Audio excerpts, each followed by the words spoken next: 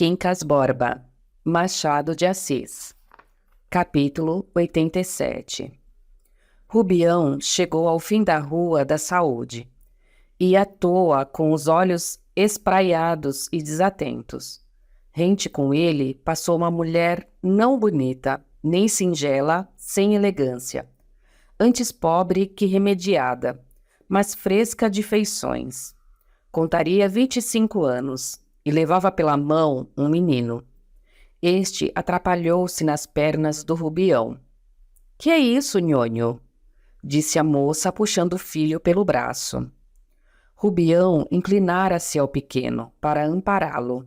— Muito obrigada. Desculpe, disse ela sorrindo e cumprimentou-o. Rubião tirou o chapéu, sorriu também. A visão da família apoderou-se dele outra vez. — Case-se e diga que eu o engano. Parou, olhou para trás, viu ir a moça, tic-tic, e o menino ao pé dela, amiudando as perninhas para ajustar-se ao passo da mãe. Depois foi andando lentamente, pensando em várias mulheres que podia escolher muito bem, para executar a 4 mãos a sonata conjugal, música séria, regular e clássica. Chegou a pensar na filha do major, que apenas sabia umas velhas mazurcas. De repente, ouvia a guitarra do pecado, tangida pelos dedos de Sofia, que o deliciavam, que o estonteavam, há um tempo. E lá se ia toda a castidade do plano anterior. Teimava novamente, forcejava por trocar as composições. Pensava na moça da saúde, modos tão bonitos, criancinha pela mão. Capítulo 88. A vista do Tilbury fez-lhe lembrar o doente da Praia Formosa. Pobre Freitas, suspirou. Logo depois pensou também no dinheiro que deixara a mãe do enfermo. E achou que fizera bem. Talvez a ideia de haver dado 1 ou 2 notas demais esvoaçou por alguns segundos no cérebro do nosso amigo. Ele a sacudiu depressa, não sem se zangar consigo, e para esquecê-la de tudo, exclamou ainda em voz alta: Boa velha! Pobre velha! Capítulo 89. Como a ideia tornasse ainda, Rubião atirou-se depressa ao Tilbury. Entrou e sentou-se, falando ao cocheiro para fugir a si mesmo. Dei uma caminhada grande. Mas sim, senhor, isto aqui é bonito. É curioso. Aquelas praias, aquelas ruas, é diferente dos outros bairros. Gosto disto. Hei de vir muitas vezes. O cocheiro sorriu para si de um modo tão particular que o nosso Rubião desconfiou. Não atinava com o motivo do riso. Talvez lhe houvesse escapado alguma palavra que no Rio de Janeiro tivesse mau sentido. Mas repetiu-as e não descobriu nada. Eram usadas e comuns. Entretanto, o cocheiro sorriu ainda, com o mesmo ar do princípio, meio subserviente, meio velhaco. Rubião esteve a pique de o interrogar, mas recuou a tempo. Foi o outro que reatou a conversação. — Vossa Senhoria está então muito admirado do bairro? Disse ele. — Há de deixar que eu não acredite, sem se zangar, que não é para ofender a Vossa Senhoria. Nem eu sou pessoa que agrave um freguês sério. Mas não creio que esteja admirado do bairro. — Por quê? Aventurou Rubião. O cocheiro meneou a cabeça para um e outro lado, e insistiu em não crer. Não porque o bairro não fosse digno de apreço, mas porque naturalmente já o conhecia muito. Rubião ratificou a primeira afirmação. Tinha ido ali muitos anos antes, quando esteve da outra vez no Rio de Janeiro, mas não se lembrava de nada. E o cocheiro ria. E à medida que o freguês ia demonstrando, ele ia ficando mais familiar. Fazia negativas com o nariz, com os beiços, com a mão. Já sei disso, concluiu ele. Nem eu sou homem que não veja as coisas. Vossa Senhoria pensa que não vi a maneira por que olhou para aquela moça que passou ainda agora? Basta só isso para mostrar que Vossa Senhoria tem faro e gosta. Rubião, lisonjeado, sorriu um pouco, mas emendou-se logo. Que moça! Que lhe dizia eu? Redarguiu o homem. Vossa Senhoria é fino e faz muito bem, mas eu sou pessoa de segredo. E cá o carro tem servido para estas idas e vindas. Não há muitos dias trouxe um belo moço, muito bem vestido, pessoa fina. Já se sabe, negócio de rabo de saia. Mas interrompeu Rubião. Mal podia conter-se. A suposição agradava-lhe. O cocheiro cuidou que ele dissimulava a culpa. Olhe, eu bem digo, continuou ele, tal qual o moço da Rua dos Inválidos. Vossa Senhoria pode ficar descansado, não digo nada. Cá estou para outras. Então, quer que eu acredite que é por gosto que uma pessoa que tem carro às ordens vem andando a pé desde a Praia Formosa até aqui? Vossa Senhoria veio ao lugar marcado, a pessoa não veio. Que pessoa? Fui ver um doente, um amigo que está para morrer. Tal qual o moço da Rua dos Inválidos, repetiu o homem. Esse veio ver uma costureira da mulher, como se fosse casado. Da Rua dos Inválidos? Perguntou Rubião, que só agora tentava o nome da rua. Não digo mais nada, acudiu o cocheiro. Era da Rua dos Inválidos, bonito, um moço de bigodes e olhos grandes, muito grandes. Ó, eu também. Se fosse mulher, era capaz de apaixonar-me por ele. Ela não sei de onde era, nem diria ainda que soubesse. Sei só que era um peixão. E vendo que o freguês o escutava com os olhos arregalados, ó, Vossa Senhoria não imagina. Era de boa altura, bonito corpo, a cara meia coberta por um véu, coisa papa fina. A gente, por ser pobre, não deixa de apreciar o que é bom. Mas como foi? Murmurou Rubião. Ora, como foi? Ele chegou como Vossa Senhoria, no meu Tilbury. Apeou-se e entrou numa casa de rótula. Disse que ia ver a costureira da mulher. Como eu não lhe perguntei nada, e ele tinha vindo calado toda a viagem, muito cheio de si, compreendi logo a finura. Agora podia ser verdade, porque é mesmo uma costureira que mora na casa da Rua da Harmonia. Da Harmonia? Repetiu Rubião. Mal!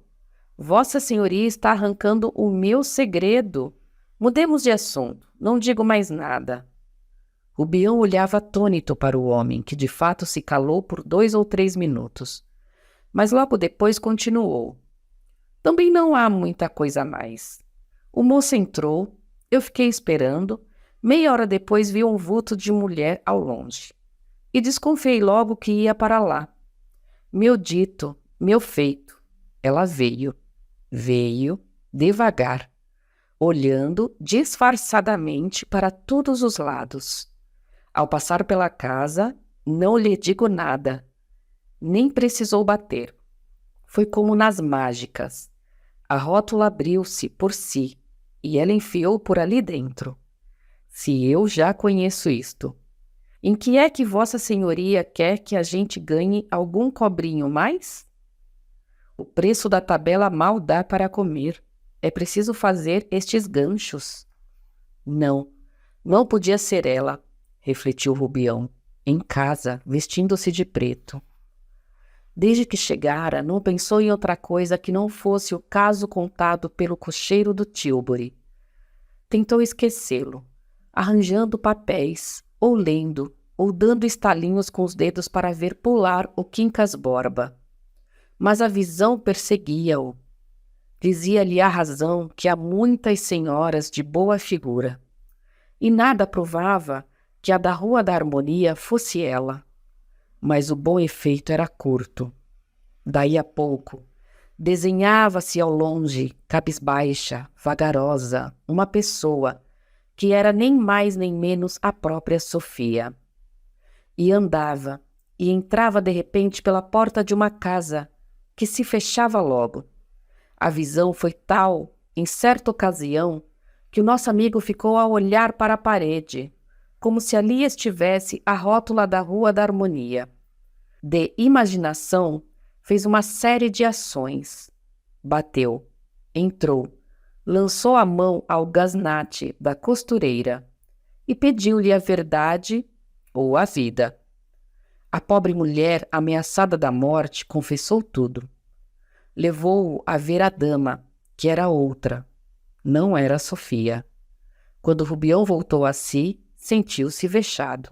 Não podia ser ela. Vestiu o colete e foi abotoá-lo diante de uma das janelas, que dava os fundos no momento em que uma caravana de formigas ia passando pelo peitoril. Quantas vira passar outrora? Mas desta vez nunca soube como. Pegou de uma toalha, deu 2 golpes, atropelou as tristes formigas, matando uma porção delas. Talvez algumas lhe pareceu boa figura e bonita de corpo. Logo depois arrependeu-se do ato. E realmente, que tinham as formigas com as suas suspeitas? Felizmente começou a cantar uma cigarra, com tal propriedade e significação, que o nosso amigo parou no 4º botão do colete. Sofia, fia, fia, fia, fia. Fia, fia, fia, fia, fia, fia. Ó, preocupação sublime e piedosa da natureza, que põe uma cigarra viva ao pé de 20 formigas mortas para compensá-las. Essa reflexão é do leitor. Do Rubião não pode ser. Nem era capaz de aproximar as coisas e concluir delas. Nem o faria agora que está a chegar ao último botão do colete. Todo ouvidos, todo cigarra, pobres formigas mortas. E de agora ao vosso Homero gaulês, que vos pague a fama. A cigarra é que se ri, emendando o texto. Vos marchies, je suis fort ici, es bien moren maiternant. Capítulo 91. Soou a campainha de jantar. Rubião compôs o rosto, para que os seus habituados, tinha sempre 4 ou 5, não percebessem nada. Achou-os na sala de visitas, conversando, à espera. Ergueram-se todos. Foram apertar-lhe a mão, alvoroçadamente. Rubião teve aqui um impulso inexplicável. Dar-lhes a mão a beijar. Reteve-se a tempo, espantado de si próprio. Capítulo 92. De noite, correu à praia do Flamengo. Não pôde falar a Maria Benedita, que estava em cima, no quarto, com 2 moças da vizinhança, amigas dela. Sofia veio recebê-lo à porta e levou-o para o gabinete, onde 2 costureiras faziam os vestidos de luto. O marido acabava de chegar, ainda não descera. Sente-se aqui, disse ela. Tomou conta dele, estava divina. As palavras saíam-lhe carinhosas e graves, entrecortadas de sorrisos amigos e honestos. Falou-lhe da tia, da prima, do tempo, dos criados, dos espetáculos, da falta d'água, de uma multidão de coisas diversas, vulgares ou não, mas que, passando pela boca da moça, mudavam de natureza e de aspecto. Rubião ouvia fascinado. Ela, para não estar vadia, ia cosendo os folhos. E quando a conversação fazia pausa, Rubião era pouco para comer-lhe as mãos ágeis, que pareciam brincar com a agulha. Sabe que estou formando uma comissão de senhoras? Perguntou ela.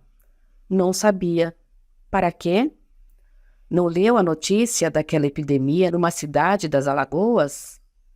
Contou-lhe haver ficado tão penalizada que resolveu logo organizar uma comissão de senhoras para pedir esmolas. A morte da tia interrompeu os primeiros passos, mas ia continuar passada a missa do 7º dia, e perguntou que lhe parecia. Parece-me bem. Não há homens na comissão? Há só senhoras. Os homens apenas dão dinheiro, concluiu rindo.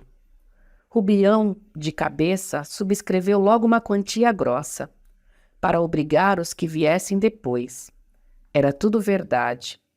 Era também verdade que a comissão ia pôr em evidência a pessoa de Sofia e dar-lhe um empurrão para cima. As senhoras escolhidas não eram da roda da nossa dama, e só uma a cumprimentava. Mas por intermédio de certa viúva, que brilhara entre 1840 e 1850, e conservava do seu tempo as saudades e o apuro, conseguira que todas entrassem naquela obra de caridade.